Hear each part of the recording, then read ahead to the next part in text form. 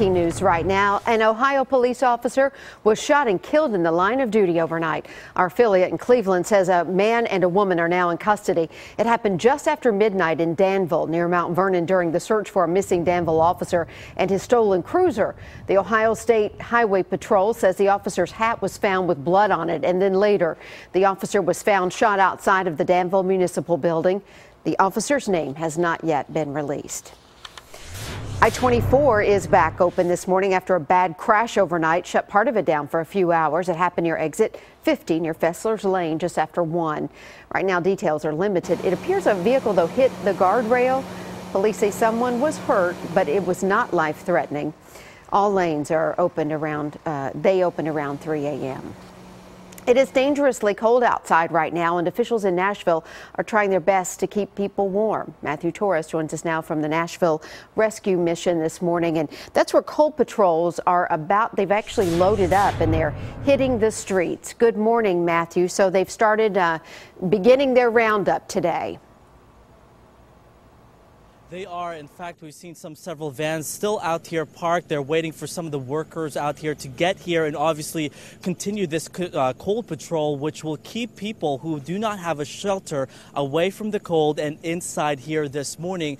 And aside from this, they're also including pets as part of this program, which is a community-wide plan working with organizations and Metro Police to make sure that everyone does have a roof above their heads. So right now, according to that plan, we are in level 3 or possibly now level 4, depending on the 19-degree or colder type of temperatures. Obviously, as you heard from Kelly earlier, we are now feeling in the negative weather. So aside from that, they will also be increasing the amount of beds, extending the days of operation, as well as having some sort of on-call commander. Even chapels are joining in to make sure there is enough beds, enough space for anyone to come in. So clearly it's been really busy here at the Nashville Rescue Mission as they continue to accept people. They say they are not keeping people away. They're accepting everyone, including their pets. Coming up in the next half hour, I'll talk about the efforts to keep their animals safe during this extremely and dangerously cold weather. For now, we're reporting live at the Nashville Rescue Mission. I'm Matthew Torres, News Channel 5. Thank you, Matthew. Of course, the cold weather affecting the heartbreaking search for a missing 2-year-old boy. It's now going into day 5. Noah Chamberlain vanished Thursday afternoon while on a walk with his 4-year-old sister and grandmother in the Pensing community over in West Tennessee. His grandmother says that she turned her back for a minute to watch Noah's sister, and when she looked back, Noah was gone. Law enforcement from across the state, thousands of volunteers have been searching around the clock, but the area is just so extensive. He was on a trail when he went missing.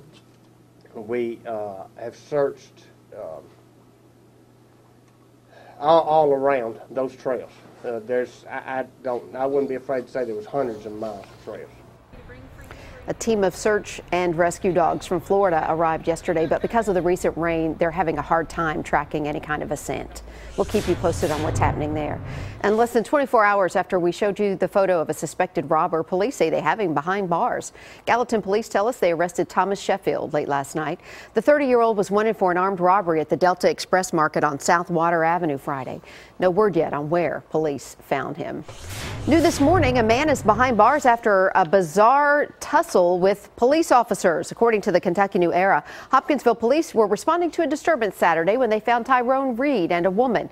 We're told Reed told the officers they didn't have to know his name, but that they, quote, better take me to jail. When the officers tried to do that, the 25-year-old apparently pulled away and tried to grab an officer's leg instead. They were eventually able to take him into custody. He is facing multiple charges, including third-degree assault. Keep an eye out for this thirsty bandit. Franklin police say he's wanted for stealing nearly $1,000 worth of 5-hour energy drinks and the dietary supplement Hydroxycut from 2 grocery stores. These are surveillance photos from the crimes that happened at the Royal Oaks and McKay's Mill Public stores back on January 5th. If you know who he is, call Crime Stopper 615-794-4000. You could earn up to $1,000 in reward money. A condo fire in Antioch may not have been an accident. That's according to investigators. They tell us the blaze that happened around 2:30 yesterday morning on Anderson Road does appear suspicious. The two men who live there had to be treated for smoke inhalation. No word yet on what sparked that fire. Happening today, thousands of people will gather for the annual March to honor Dr. Martin Luther King Jr. This is video from Sky 5 HD last year above the crowd. This year, the event will begin with a youth rally at Jefferson Street Missionary Baptist Church, and then at 10 a.m. the march will go from the church to TSU's campus. A convocation celebrating Dr. King's life and legacy will begin at 11. In conjunction with MLK Jr. Day events today, there will also be a job fair at TSU's Gentry Center from 9 this morning until 2.